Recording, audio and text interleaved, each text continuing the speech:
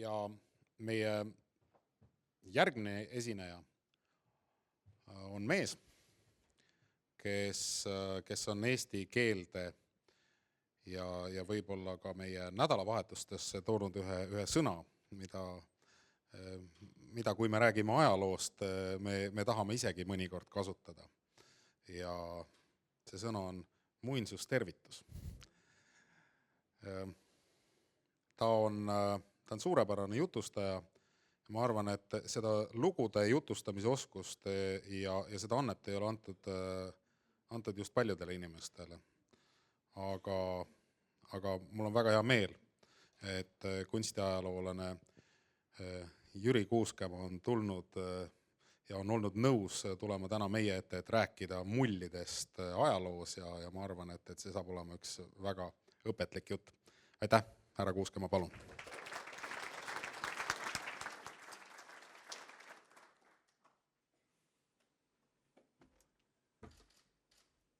Muinsustervitus teilegi, lugupeetavad.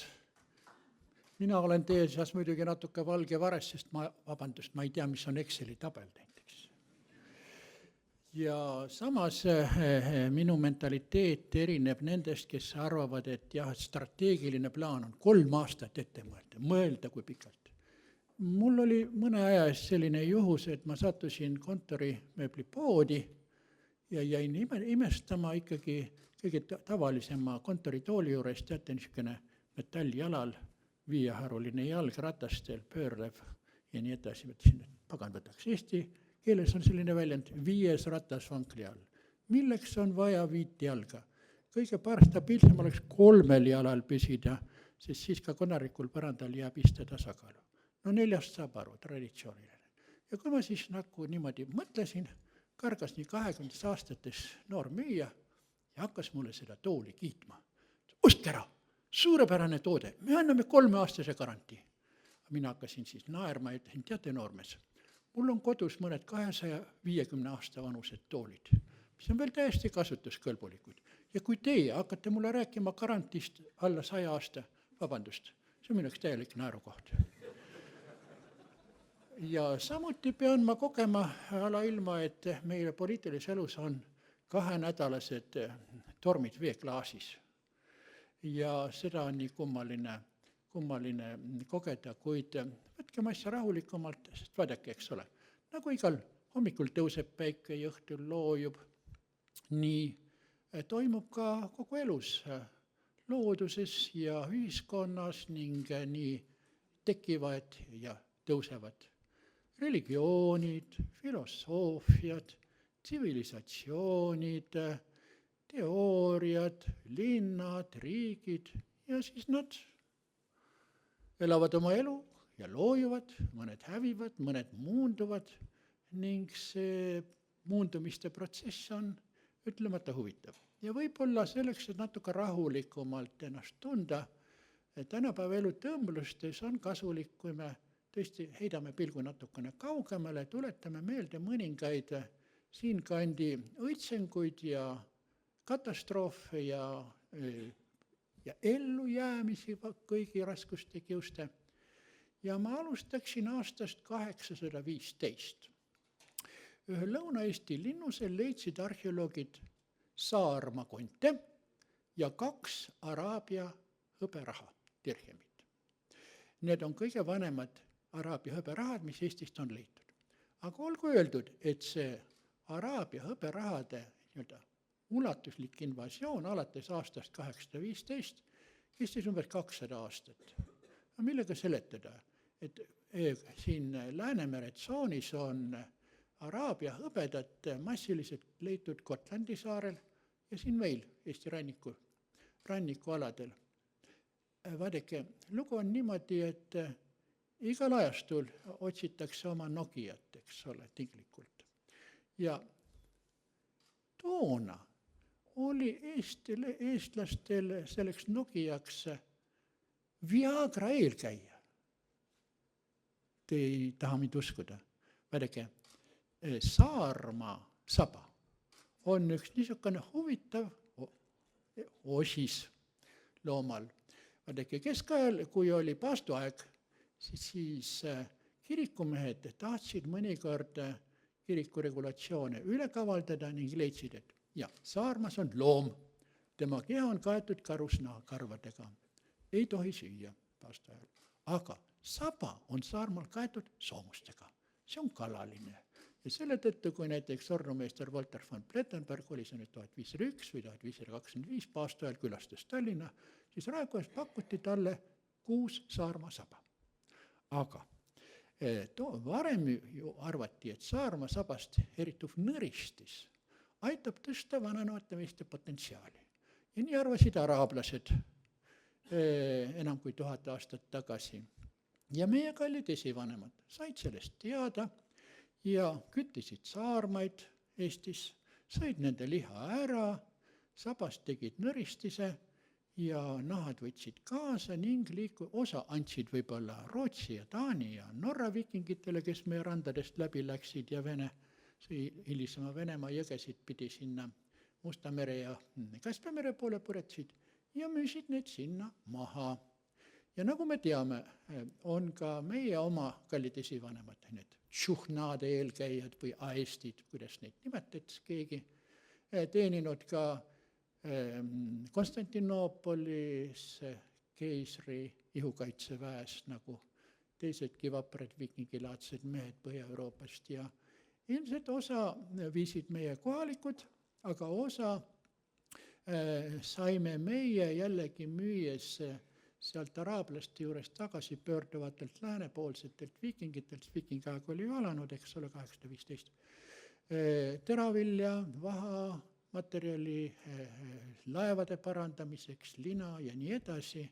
Nii et see oli meie kaubanduse esimene õitseaeg, mis oli, ütleme, tõesti ulatusliku rahvusvahelise suhtlusega seotud ja mis seostus, eks ole, selle asjaoluga, et me võiksime nimetada Läänemerd, mida läänepoolsed küll muidugi Idamereks nimetavad, Põhjala Vahemerega, mis sidus siin randades elavaid rahvaid nii koostööks kui ka madinateks, sellepärast et vaadake, sellest on ju viimasel ajal jälle taas kirjutama hakatud, et eestlased olid ka viimaseid viikingeid, sest vaadake, see oli veel Liivimaa Hendriku kroonikas 1202. Saaremaa mereröövlid, meie ütleme viikingid, käisid Taani randasid rüüstamas, et sealt pruute, väärisesemeid ja metalli ja relvi tuua, eks ole.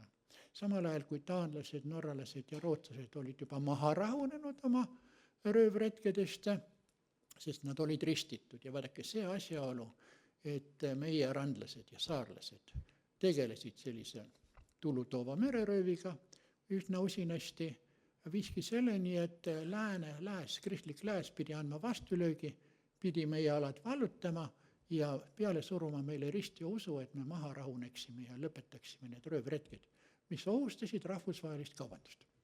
Aga see oli nüüd viikingiaegne kaubandus, eks ole. Aga teine faas, mis tõi meile kõrgkaubanduse juba läänelikus mõttes, kristlikus, keskaegses, mediavistlikus, hanseaatlikus mõttes, see algas ju hiljem ja vaadake, siin selle üheks sümboliks, et kuidas viletsusest ja vaesusest ja tundmatusest üles jõuda ja äratada tähelepanu, selleks on, kõigepealt ma meenutan tänapäevast ja siis minevikulist nii-öelda juhtmõtet.